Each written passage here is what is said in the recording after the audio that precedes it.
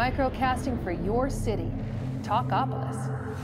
Bandwidth for today's show is brought to you by SoftLayer.com. We love SoftLayer here at Talkopolis. They are the greatest hosting company ever. They make everything easy. Check out their website at SoftLayer.com. Thanks again for sponsoring the show.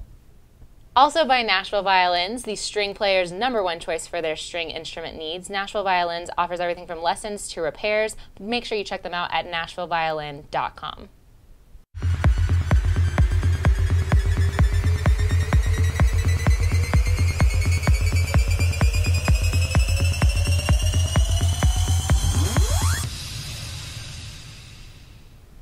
Hello. Hello, welcome. Welcome to Monday, November 5th. Are you awake yet? Are you? We're going to wake you up with some hot music stories. Some everything that's going on in the music business this Everything. week. Not This- everything. well, a few little choice, highlights. tasty morsels. Ooh, Yeah. delicious. Yeah, what's up? Let's start with Apple Music, which Apple, you know, if you don't know who Apple is, just go ahead and turn this off because I don't even know why I'm talking to you. But they could be launching a streaming music service by early 2013, according to insiders. And who's the biggest one now, Kelsey? Is it Spotify? Well, Spotify's big, RDO is big, Pandora is still really big. Pandora, yep. So they want to launch something along those lines. I mean, obviously they're really tight-lipped about the details, but they're looking at an ad-funded streaming radio service in 2013. But they're thinking about, you know, what advertisers they want to get involved, what they want it to look like. And, you know, usually when Apple launches something, it's like a device or it's like a computer, but now they're thinking about just launching this big app. So it'd be, I think, in iTunes, like iTunes. So do you think those other guys are scared? Spotify and all those dudes? No, they already have such a big following. I feel like Apple is simply for the name. Like people use iTunes because everyone has it, or people love the iPhone. You know, obviously it's you know unanimous. Like that's kind of what everyone goes toward. But I don't know if they're going to be able to compete because I don't know if kind of their first model of everything is always a little squirrely. You know, like the first iPhone, the first whatever. So maybe the first launch of this may not be very successful, but I mean, it's Apple. They just have such a huge share of the market, and they're such a massive brand. I think that Spotify... They were able to land stuff like the Beatles. You know what I mean? They have kind of that recognition that people are really, they're really respected. I think they're going to kill it. I think they might. I would be a little... If I owned Pandora stock right now, I might be a little scared. Shaky? A little shaky. A little shaky. You'd sell it off. But I don't. So no worries. I don't even know if there is such a thing. I don't even know if I want to open that box. No. That Pandora's box. Yeah. That's what I always think of. It's like you open the box, you can't get all that music back in. I don't know where that name came from. I don't know. But do you have $250 laying around because you can have the new Rihanna album? No, I don't. Because your money's all in Pandora stock that does not exist. Do you get a free tattoo? I mean, what's coming with that kind of package? Gosh, she's releasing the extra fancy version of Unapologetic. It's the Diamonds Executive Platinum Box. Why? It apparently comes with a t-shirt, 7 lithographs, a 2GB flash drive, a mosaic poster, a notebook, 7 laptop stickers, and a Viewmaster that tracks her style transformations. And also the album is also in the box. A Viewmaster? Like one of like those ones where you say a Viewmaster? I don't know why that's a thing. Well, now it's starting to sound more like it's worth it. Okay, like the $250 are going somewhere. And the computer stickers. Yeah, laptop stickers. The laptop stickers, put it right over the top. You know. She's unapologetic about charging $250 for the new music. Oh, my goodness. She's like, I'm Rihanna, deal with it. Exactly. Well, Sharon and I were talking about on last week's Daily about how Lady Gaga's going to think about releasing Art Pop, her new album, in 2 volumes. So now, I mean, people are really getting into the, buying a lot when you're getting an album now, apparently. Yeah, they're buy, like, the special master package. All kinds of marketing stuff. I don't know. Well, I bet she'll sell a few. She might. I was wishing she would have temporary tattoos in there. Maybe like one of Chris Brown on the neck. Temp tats. That's what you need to put on all your albums, guys. What's up with that hairdo there? Is that her hair? Exploding. She looks a little like an Egyptian queen. She is. Yeah. Maybe you get a little bit of her hair in your some fingernails too. Oh, good times. Well, Coachella, major music festival. There's a study because of course there's always a study. Apparently, it brought in $254 million to the surrounding area, which is staggering, I think.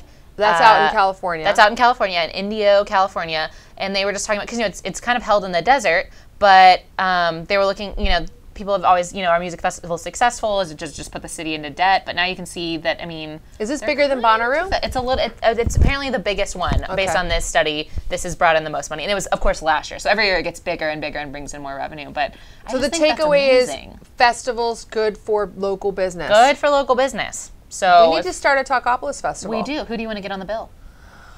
Everybody. Everyone ever. Everyone who's come through there. Rihanna, unapologetic, with her head, little hairstyle. We could get Britney Spears on it, but only if we recognize her. This is one of my this story. She was on the cover of Lucky, and fans just were outraged because they said she was just photoshopped, and this just doesn't look like Britney to them. Do you guys think this looks like Britney? To me, it looks more like Elizabeth Hasselbeck. It does. I mean, something just looks off. I don't know if it's her the eyes. Her eyes, her nose, her hairline. Her hairline is a little weird. She's a pretty girl. I don't think she needed to be. They didn't do any favors by airbrushing her. No, and I mean they airbrush everybody, but people were, this is something that people were just really concerned about. They said it didn't look like her.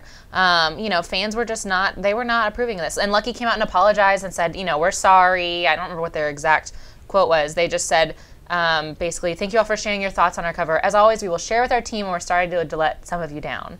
So people said it looks like she's wearing a wig, which she could totally be wearing a wig. I mean, a lot of celebrities wear wigs, but I don't think that she's wearing a wig. I just think that's her hair. I just think it's a proportion thing. Yeah. But she's talking about her fun, flirty new style. Which a little too flirty. Wasn't she always had a fun, flirty style? I don't know, maybe. I just remember the bad, days of 07 where she didn't have any hair and she was just those crazy. Those were the days of Britney that I liked. Those are your favorite days? Edgy, anything could happen, Britney. Seriously, every day we were just waiting for more. I know.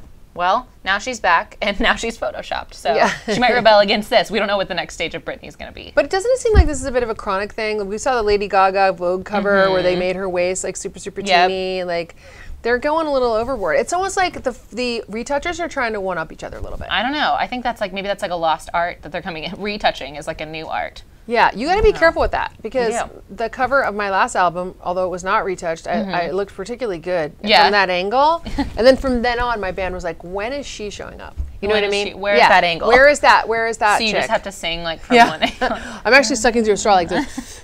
There you go. But, she's a pretty girl. I don't know what happened, but they managed to make her significantly less attractive, in my opinion. Less Britney. Yeah. So shame on you, Lucky. Don't do that. Unlucky. Unlucky. Unlucky magazine. Exactly. Amy Winehouse. This is also unlucky. This is unlucky. Her home was looted and someone stole her wedding dress and another dress. This is a picture of actually her wedding dress that she wore. Of course, she looks gorgeous in it. But it's just sad, and her dad was really upset about it because the dresses were supposed to be auctioned off for charity. But don't you feel like her place has been looted before? Probably. There was other stories about Reddit. Yeah, like somebody needed to put that thing under lock and key because it sounds like people just willy-nilly have just been going in and helping themselves. Just taking Winehouse Show the dress below, though, because it seems like if you went to auction this dress online, it would be fairly easy let's go back up. To track it down because it's a very distinctive dress. It's a very iconic dress. one. I can't actually get to the scroll. It's like looks like newspaper print. Yes. Is it this one? This one right here. Yeah. Yeah. I feel like it's hard to When was this taken from? Because she looks different in that picture. She does. She looks heavier. This is apparently just on the Jules Holland show. It doesn't say what the date is.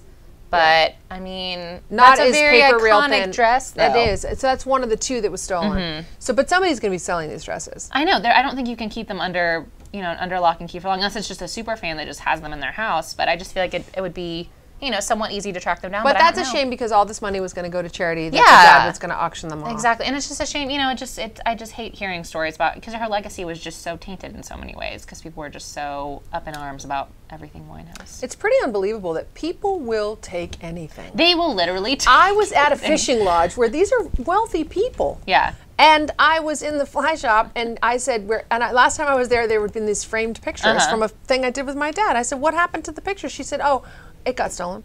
Everybody from everything gets taken. Just, if you want something, you should just take it, apparently. That's what happens. You get looted. It doesn't matter if you're Amy Winehouse or if you're a fishing shop. Then nail it down. It's probably the same people. Nail it down. That's my advice here on Monday. That is today's. Don't want it to walk away. Don't want it to walk away. Well, you shouldn't nail down Chris Brown because this guy's just an idiot. I just don't understand what his deal is. Me either. Poor choices. Very poor choices. The chooser's broken. He decided on this one. that is just done. We are done. He decided to dress up. I don't know how we want to define this. As a jihadist? Basically, apparently people are calling him a terrorist for dressing up. But the picture is just him and all his crew just dressed up kind of like terrorists holding machine guns with big beards. Why? You know you've made a poor choice when your mommy takes to Twitter to defend him. Yeah, she's defending him. She said, guys, Halloween's for fun, nothing more than just fun. Get a life, please. And she said, does this mean when we dress our kids as Satan, we're glorifying him, or is it just out of fun? Keep smiling, angel. A lot of words in there. But I really don't know if we can compare Chris Brown dressing up, somewhat Taliban-esque as maybe like a little kid wearing a little Satan outfit with like a little pitchfork. I just don't. Yeah. you know. Well, I've never dressed my kids as Satan, first of all, but I do see what her point is here. Yeah. But the truth is, this is a very sensitive thing in our culture. And, you know, we just lost our guy who got killed over there in Syria. And I just think it's poor taste to kind of like bring that up. I don't know. I mean, I understand that you should have a sense of humor about things. I think there's other ways to be edgy if that was his, you know, there's other things you could do. It's a thin line between edgy and offensive. Yeah. And I think he definitely crossed the line. He crossed the line, just like he did with the neck tattoo. Yeah, yeah. So he's just crossing a lot of lines. We're just not here for it. He just does whatever he wants. If you're that famous, I feel like you could get a really awesome costume. It reminds me of when Prince Harry dressed in the Nazi garb. Yeah. You know what I mean? It made like kind of funny at the time, but maybe not. But also like not funny. Not funny. Maybe if you weren't in the public eye, you know, maybe if you weren't someone that was always or a prince, right? Well, you know, or a rap star. Yeah, yeah. There's a line there. You're representing a little bit more. People are going to see it a little bit more than like if we dressed up, you know. Right. It's just different, I think, when you're on a public platform. Yeah, but when you dress up as people who've killed a lot of other people, just not really here for it. Not really. I just don't think that's what Halloween's all about. So I think Halloween's about celebrating and having fun and eating candy and not offending people. Yeah. But do you think he did that? He literally thought that was funny, or he was trying to get a rise out of everybody? See, I think this kid's just an attention seeker. I think he is too. And I think that was the point. Doesn't have enough attention.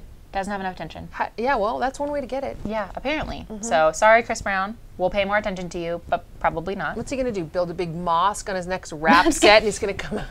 Yes, he's going to offend everyone equally, and then write a song about the Trail of Tears. But it's one thing when you're Sacha Baron Cohen and you do The Dictator, and you're like making fun of it that way. Yeah. This guy is not making fun of anything. He is just dressing up like a terrorist. Yeah. No. Not cool, not feeling it. We do not like it. So, Chris Brown, just no. Don't nail it down. We don't want you to. We don't want you to. But everybody else, thanks for sticking with us on this glorious Monday. That's right. Have a fantastic rest of your day, and we will see you again tomorrow. Bye-bye. Bye. Microcasting for your city. Talkopolis.